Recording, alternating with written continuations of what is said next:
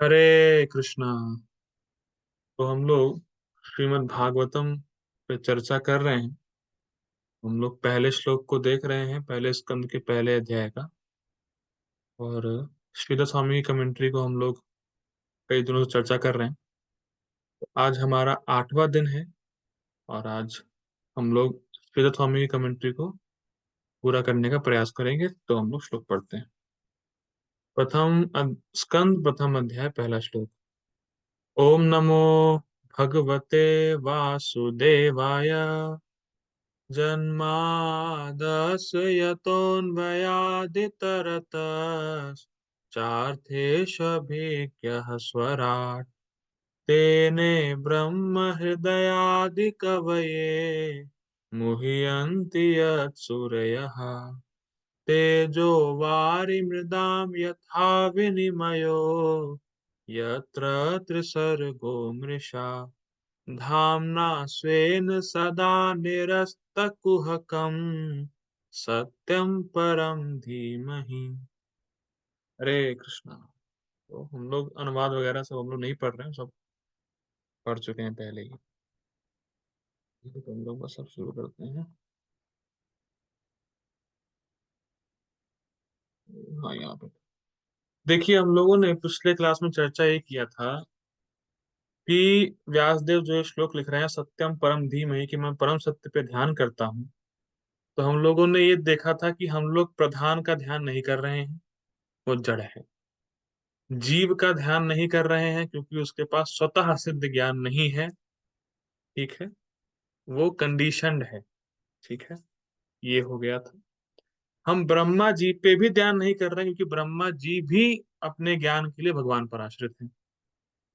तो उन पे भी वो परम सत्य नहीं, क्योंकि परम सत्य के लक्षण होते हैं और ये लक्षण ना ही प्रधान से मैच होते हैं, ना ही जीव से मैच होते हैं, ना ही ब्रह्मा जी से मैच होते हैं।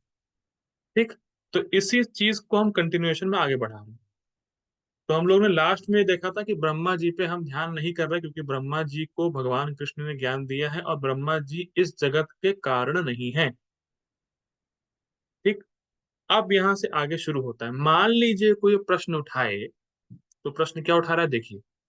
ननु ब्रह्मणो अन्य तो वेदा वेदाध्ययनम अप्रसिद्धम सत्यम तत् तु हृदा मनसेवा तेने विस्तवान अनेना बुद्धिवृत्ति प्रवर्तकत्वेन गायत्र अर्थो दर्शिताः। तो मान लीजिए कोई प्रश्न उठाए कि भाई ये तो अप्रसिद्ध है, मतलब ये तो फेमस नहीं है, या लोग ये नहीं जानते हैं कि ब्रह्मा जी ने किसी से ज्ञान लिया है। हम तो ये जानते हैं कि ब्रह्मा जी ने खुद ही वेद अध्ययन करके ज्ञान लिया है। तो हम तो ये जान रहे हैं। तो आप ऐसा कैसे बोल रहे हैं कि ब्रह्मा जी ने किसी से ज्ञान लिया है? First point. और दूसरा, हम तो नहीं देख रहे कि ब्रह्मा जी ने कोई क्लास अटेंड करी हो। ब्रह्मा जी तो कहीं किसी के गुरु के अंडर में पढ़े, ऐसा तो हम देख नहीं रहे हैं। जैसे हम लोग अभी पढ़ रहे हैं, मैं कुछ बोल रहा हूँ, आप लोग सुन रहे हैं, कुछ लोग नोट्स बना रहे हैं, कुछ लोग केवल श्रवण कर रहे हैं। पर हम तो नहीं देख रहे कि ब्रह्मा जी ने कहीं श्रवण किया है। हम तो नहीं देख रहे ब्रह्मा जी ने कोई नोट्स बनाए हैं। हम तो नहीं देख रहे ब्रह्मा जी ने कोई क्लास अटेंड करी है। तो हम तो इतना जानते हैं कि ब्रह्मा जी ने खुद वेद का अध्ययन किया और खुद ज्ञान हो गया उनको।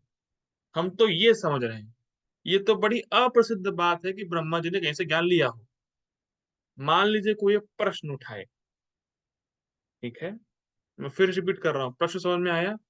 प्रश्न ये है कि भैया ये बात बहुत फेमस नहीं है, ये बात लोग नहीं जानते हैं कि ब्रह्मा जी ने कहीं से ज्ञान लिया है।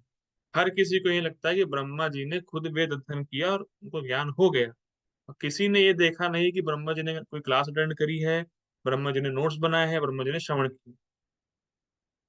लेकिन सत्यम, सत्य बात तो ये है, तत्तु हृदय मन सेवा तेने विस्तवान। मतलब, लेकिन सत्य बात तो ये है भैया कि कृष्ण ने हृदय में ही ब्रह्मा जी को ज्ञान दे दिया। ब्रह्मा जी को कोई क्लास अटेंड करने की नीड नहीं पड़ी, ब्रह्मा जी को शास्त्र पढ़ने की और श्रवण करने की नीड नहीं पड़ी। भगवान ने उनके हृदय में ही विस्तृत कर दिया, मतलब एक्सपैंड कर दिया या इस्टेब्लिश कर दिया जो ज्ञान है। ठीक है। तो ये अगर भले ही आप ना जानते हो या भले ही आपने नहीं देखा हो ब्रह्मा जी को कोई श्रवण करते हुए, क्लास करते हुए, लेकिन फिर भी आप ये याद रखिएगा कि भगवान श्री कृष्ण ने ब्रह्मा जी के हृदय में ज्ञान दिया, डायरेक्ट उनके हृदय में, क्या कह सकते हैं, ज्ञान की धारा को खोल दिया, ऐसा कह सकते हैं। ठीक है। तो अनेना बुद्धिवृत्ति प्रवर्तकत्वेन गायत्री अर्थोदर्शिता, ये बहुत इंटरेस्टिंग है कि ब्रह्मा जी के हृदय में कृष्ण ने गायत्री के अर्थ को स्टैब्लिश कर दिया। गायत्री का अर्थ है मतलब सारा वेद ज्ञान दे दिया, सारा जो जितना भी शास्त्र ज्ञान है वो सब ब्रह्मा जी के हृदय में कृष्ण ने दिया है। पहला अर्थ तो ये है। दूसरा अर्थ ये है कि ओम, जो ओम शब्द है उसका एक्सपेंशन है गायत्री। गायत्री का एक्सपेंशन है हरे कृष्ण मंत्र, और हरे कृष्ण मंत्र का एक्सपेंशन है श्रीमद् भागवतम। ये बात याद रखिएगा। इसीलिए जब आप ब्रह्म संहिता, जब आप पढ़ते हैं या ब्रह्म संहिता का पोस्टर देखते होंगे या आप लोगों ने देखा होगा, कृष्ण बांसुरी बजा रहे हैं और उनकी बांसुरी की आवाज से ऐसे ऐसे कोई वेव बन के ब्रह्मा जी के हृदय में जा रही है। आप लोगों ने फोटो देखी है? कितने लोगों ने देखी है? ठीक। तो उसका क्या अर्थ है? उसका ये अर्थ है कि जो ओम है या जो गायत्री है, जो हरे कृष्ण महामंत्र है, जो श्रीमद् भागवतम है, ये सब कुछ भगवान श्री कृष्ण की फ्लूट की आवाज है। तो जो आप हरे कृष्ण महामंत्र करते हैं, ये हरे कृष्ण महामंत्र और कुछ नहीं, ये हरे कृष्ण महामंत्र भगवान श्री कृष्ण जब फ्लूट बजाते हैं तो जो आवाज आती है, जो म्यूजिक आता है, वो हरे कृष्ण महामंत्र। तो जैसे गोपियां कृष्ण की बांसुरी की आवाज सुन के उनसे आकृष्ट होती थी, उनके तरफ धावित होती थी, बढ़ती थी, वैसे ही जब हम हरे कृष्ण महामंत्र को सुनते हैं, बोलते हैं, तो हम भी कृष्ण की तरफ आगे बढ़ते हैं। एक श्लोक आता है, कृष्ण मंत्र एते स्वभाव, जय जपे उपजाए कृष्ण प्रति भाव। तो ये हरे कृष्ण महामंत्र का स्वभाव है कि जो भी जपता है उसके हृदय में कृष्ण के प्रति भाव उत्पन्न होता ही है। ठीक है।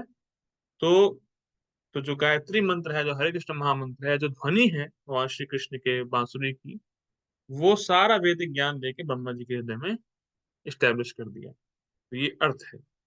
ठीक है। अब मैं इसको पढ़ता हूँ ट्रांसलेशन। प्रश्न उठता है कि ब्रह्मा जी दूसरे किसी से वेदों का अध्ययन किए, यह अर्थ प्रसिद्ध नहीं है, मतलब लोग जानते नहीं है, किसी और से उन्होंने ज्ञान लिया हो। तो इसके उत्तर में महर्षि बादरायण कहते हैं, हृदय अर्थात पर ब्रह्म ने, स्क्रीन शेयर नहीं हो रही है, पहले नहीं बताया। ओके ओके ओके, पहले क्यों नहीं बताया प्रभु जी? अब दिख रही होगी। हाँ, तो मैं फिर से पढ़ता हूँ, देखिए। ये मैंने श्लोक पढ़ा था, देखिए। अरे पहले बताना चाहिए था। प्रश्न उठता है कि ब्रह्मा जी दूसरे किसी से वेदों का अध्ययन किए, ये अर्थ प्रसिद्ध नहीं है, मतलब लोग ये नहीं जानते चीजें। तो इसके उत्तर में महर्षि बादरायण कहते हैं, हृदय अर्थात पर ब्रह्म ने अपने मानसिक संकल्प के ही द्वारा, ब्रह्मा जी को कहीं जाना नहीं पड़ा, कृष्ण ने केवल अपने मन में संकल्प किया, ब्रह्मा जी को ज्ञान हो और हो गया। ये इंपॉर्टेंट है। ठीक। ब्रह्मा जी को वेदों का ज्ञान प्रदान कर दिया। वे स्वयं ही बुद्धि के वृत्ति के प्रवर्तक हैं, मतलब हमारी बुद्धि को ज्ञान देने वाले, या बुद्धि में जो स्मरण होता है, जो फॉरगेटफुलनेस होती है, उन सबके लाइक वृत्ति के, मतलब उन सब के क्या वृत्ति को क्या समझाए कैसे, उन सबके कार्य के कंट्रोलर कृष्ण है। तो कृष्ण गीता में कहते हैं, सर्वस्व चाहम हृदय सन्निविष्टो मत्ता स्मृतिर ज्ञानम अपोहनम च। मुझसे ही ज्ञान आता है, मुझसे स्मृति आती, मुझसे विस्मृति आती। तुम्हारी बुद्धि के वृत्ति के प्रवर्तक भगवान श्री कृष्ण है। ठीक है। अतएव उन्होंने ब्रह्मा जी के लिए गायत्री के अर्थ को प्रकाशित कर दिया। मैंने बता दिया गायत्री और हरे कृष्ण महामंत्र भागवतम, मैं सब बता दिया। ठीक। ये है।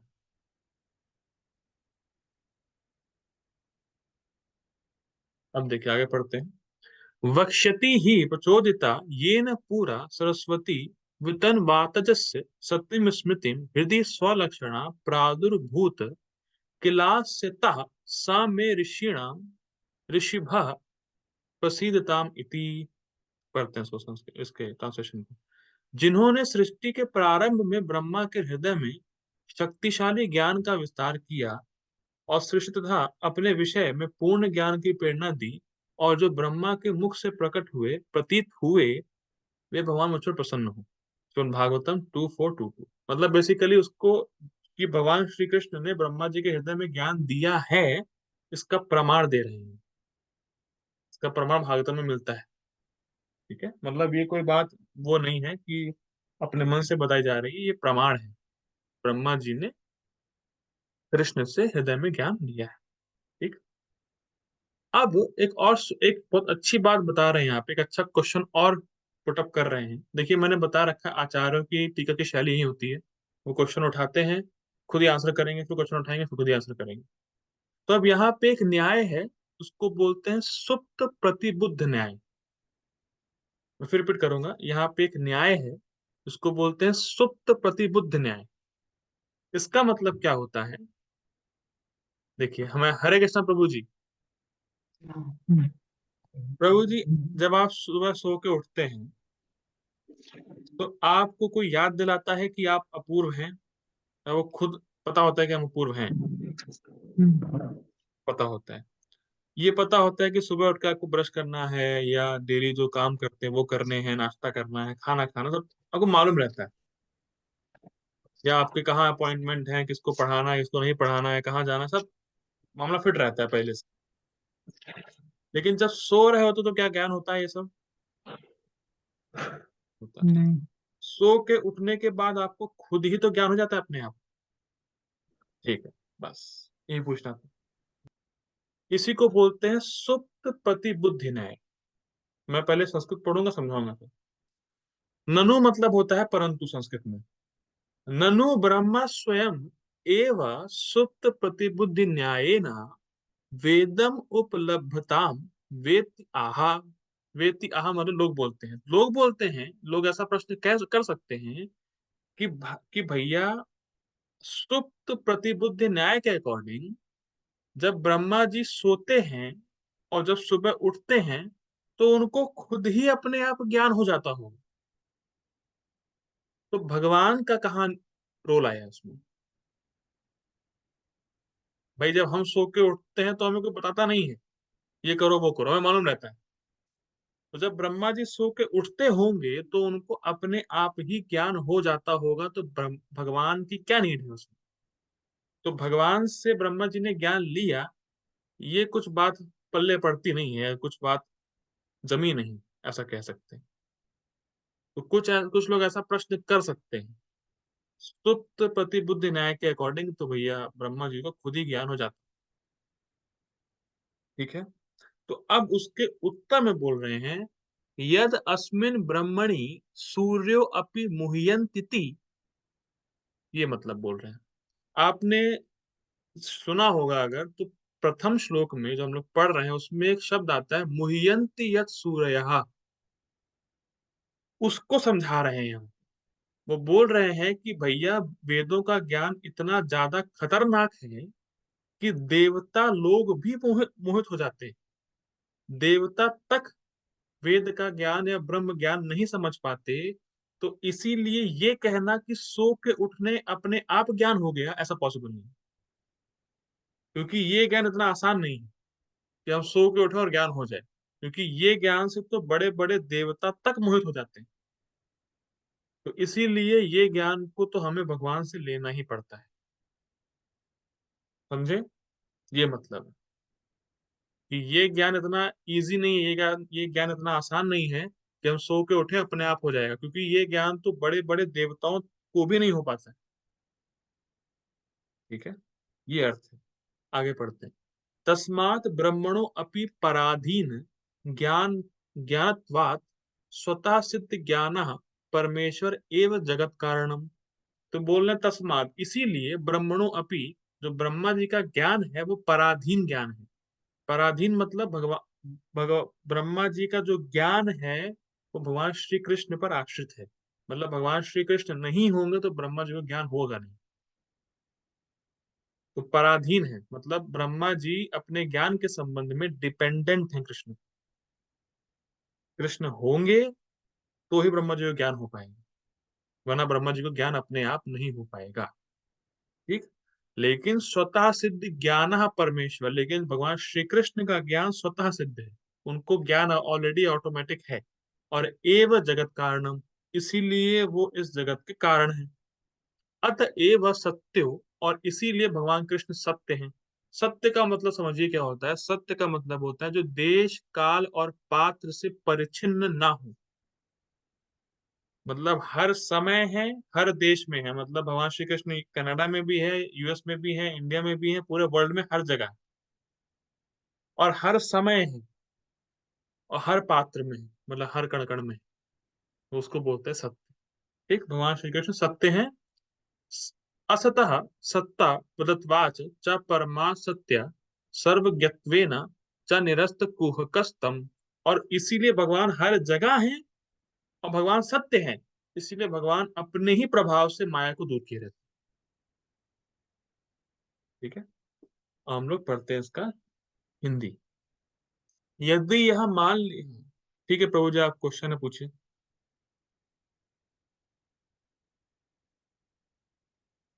अनम्यूट करिए अपने आप को पहले।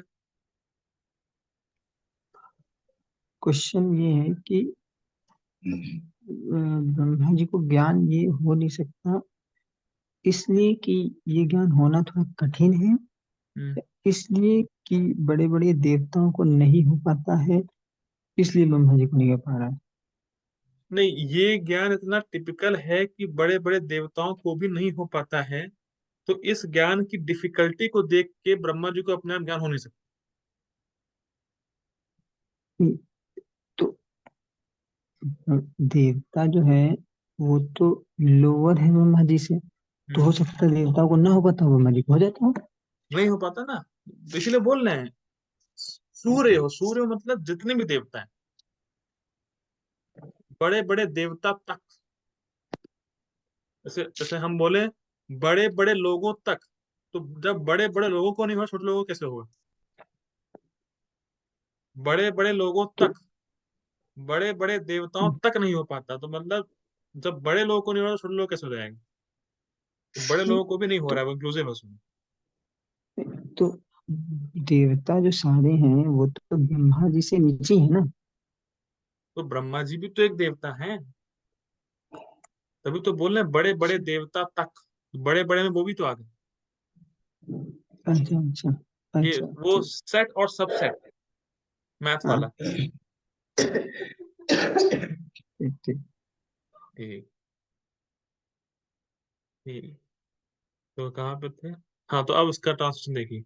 यदि यह मान लिया जाए कि जिस तरह सोने से पहले रहने वाले समस्त ज्ञानों को जीव स्वप्न काल में भूल जाता है, मतलब सो रहे हैं तो आप भूल गए, और फिर जागने के पश्चात स्वयं उन ज्ञानों को प्राप्त कर लेते हैं। उठे तो सब पता है आपको कौन है क्या नहीं है। उसी तरह ब्रह्मा जी भी प्रलय काल से पहले विद्यमान ज्ञान को प्रलय काल में सो जाने के कारण भूल जाते हैं, और जगने के पश्चात वे अपने पूर्व कल्प में विद्यमान ज्ञान को स्वयं प्राप्त कर लेते हैं। ये ऐसा लोग न्याय बोल सकते हैं, तो ऐसा भी नहीं कहा जा सकता। जिस ब्रह्म के विषय में दिव्य ज्ञान संपन्न दिव्य सूरी जनों को भी भ्रम हो जाता है, देवताओं को, और ब्रह्मा जी तो पराधीन ज्ञान वाले हैं, उनका ज्ञान डिपेंड है कृष्ण पे। अतएव स्वतः सिद्ध ज्ञान संपन्न परमेश्वर कृष्ण ही जगत के कारण हैं। फलतः वे सत्य हैं। असत पदार्थों को भी सत्ता प्रदान करने के कारण, मतलब जितने मटेरियल एलिमेंट्स हैं वो कृष्ण की वजह से ही एक्टिव है। ठीक। कारण परमेश्वर परमार्थ सत्य हैं, वे सर्वज्ञ हैं, अतएव उनके साथ माया का संबंध नहीं हो पाता है। ऐसे परमेश्वर का हम ध्यान करते हैं। एक बात यहाँ इंपॉर्टेंट है कि जब भी प्रलय होता है ब्रह्मा, पहले तो बात ये समझिए, दो प्रलय होते हैं। ब्रह्मा जी के हर दिन प्रलय होता है, और जब ब्रह्मा जी जाते हैं फाइनली तो प्रलय होता है। तो ब्रह्मा जी हर दिन ध्यान करते हैं। आप बात समझिए, जैसे आज ब्रह्मा जी की रात है, सो गए, प्रलय हो गई।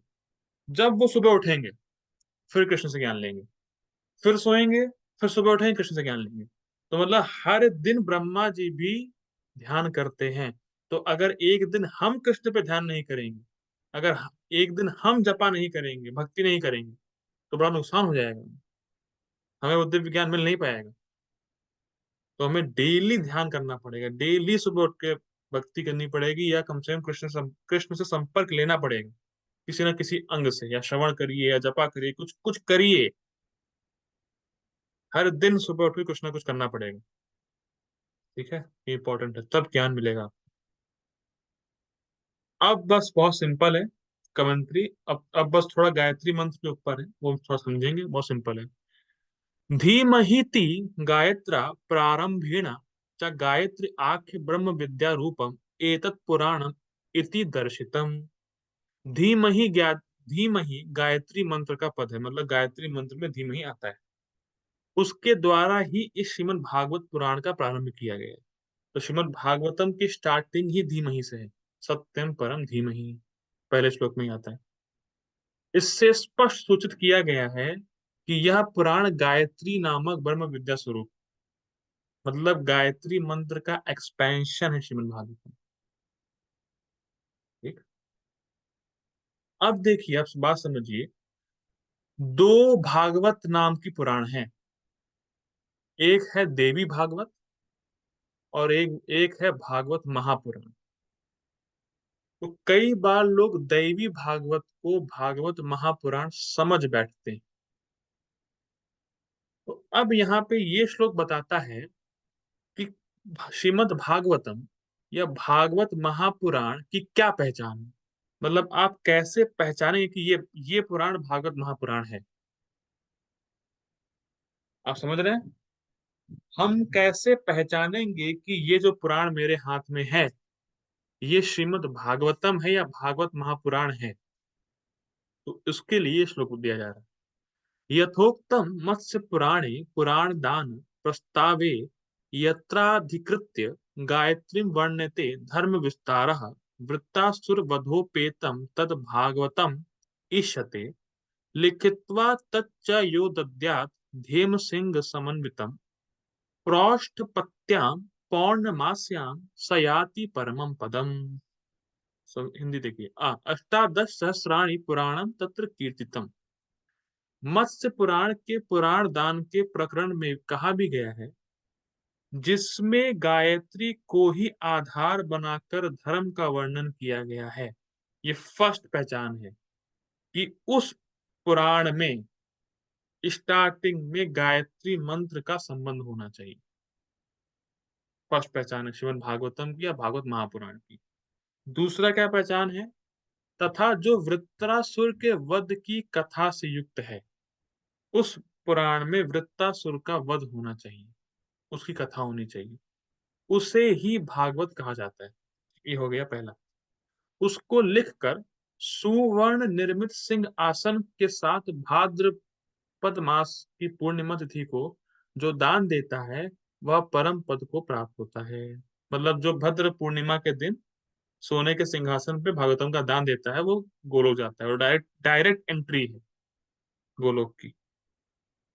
जैसे कभी कभी फेस्टिवल्स में टिकट पे ऑफ होता है, आप ऐसे मतलब टिकट खरीद नहीं सकते, लेकिन कभी कभी डिस्काउंट ऑफर पे आपको मिल जाती टिकट सस्ती, तो आप तुरंत करा लेते हो। तो ऐसे ही गोलोक जाने की डायरेक्ट टिकट, सस्ती टिकट ये है कि भद्र पूर्णिमा में भागवतम का दान दिया जाए। ठीक। उस पुराण में 18,000 श्लोक बतलाए गए। तो श्रीमद् भागवत में या भागवत महापुराण में 18,000 श्लोक। ठीक। अब आगे पढ़ते हैं। पुराणांतरे च ग्रंथो अष्टादश सहस्रो द्वादश स्कंद संहितः हयग्रीव ब्रह्म विद्या यत्र वत्र वधस्तथा गायत्रा च समारंभस् तद वै भागवतम विदुः।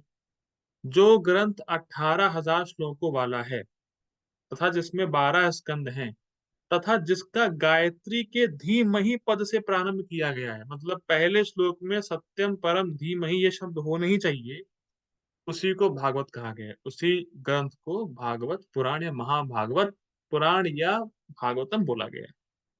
ठीक। पद्म पुराणे अम्बरीशम प्रति गौतमोक्ति, अम्बरीश शुक प्रोक्तम नित्यम भागवतम शृणु, पठस्व स्वमुखेनापि यदिच्छसि भवक्षयम् इति, अतएव भागवतम नामान्यत् इति अपि न शंकनीयम। बहुत इंटरेस्टिंग श्लोक है। पद्म पुराण में भी राजा अम्बरीश से महर्षि गौतम ने कहा है, हे अम्बरीश, सुखदेव जी के द्वारा उपदिष्ट श्रीमद् भागवत का नित्य ही श्रवण करें। डेली भागवतम को सुने, डेली। यदि तुम अपने संसार चक्र का नाश चाहते हो तो अपने मुख से भागवत को पढ़ो। श्रवण तो करें ही, भागवतम को पढ़ें भी, उसका पाठ भी करें, उसको बोलें। अतएव जो लोग यह कहते हैं कि भागवत नामक इससे भिन्न दैवी भागवत को ही भागवत कहा जाता है, मतलब जो ये बोलते हैं कि दैवी भागवत एक ग्रंथ, दूसरा ग्रंथ वो भागवत महापुराण है, तो ऐसा नहीं है, उनकी वह शंका ठीक नहीं है। तो आज हम लोगों ने श्रीधरी टीका या श्रीधर स्वामी की कमेंट्री को पहले श्लोक की पूर्ण किया। हरी वो, तो हमें 8 दिन लग गए एक कमेंट्री को पूरी करने में। अब हम लोग कल से श्रील प्रभुपाद जी के तात्पर्य को देखेंगे। तो हम लोग कल श्रील प्रभुपाद जी के परपट को पढ़ेंगे इस प्रथम श्लोक पे। तो देखिए, एक विचार यही प्रस्तुत करना चाहता हूं मैं कि हम लोग भागवत सप्ताह को छोड़ के भागवत विवाह कर लें।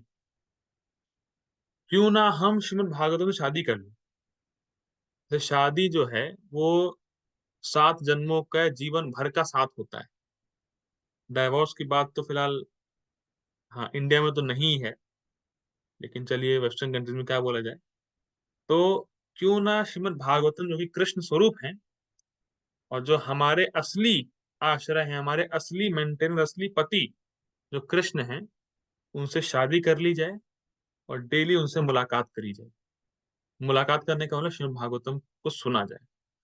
तो भागवतम विवाह करना इंपॉर्टेंट है। सप्ताह तो हमारा पूरा हो ही चुका है। 8 दिन हो चुके हैं आज। ठीक है, चलिए प्रभु जी बताइए, क्या बोलना है, कुछ बोलना तो बोलिए। नीट क्वेश्चन इस टॉपिक से रिलेटेड नहीं है। हम्म। क्वेश्चन ये कि इस कलयुग में जैसे अभी हम्म। जो एरा चल रहा है, इसमें एक आइडियल गृहस्थ कैसा होना चाहिए, मतलब या गृहस्थ कैसा होना चाहिए। तो प्रभु जी, आप ना इस क्वेश्चन का आंसर के लिए आप ना दोबारा मीटिंग ज्वाइन करिए, तो मैं आपको रेफरेंस के थ्रू प्रभुपाद जी क्या बोलते हैं गीता के पर्पट में वो बताऊंगा। ठीक है, please join again. Hare Krishna.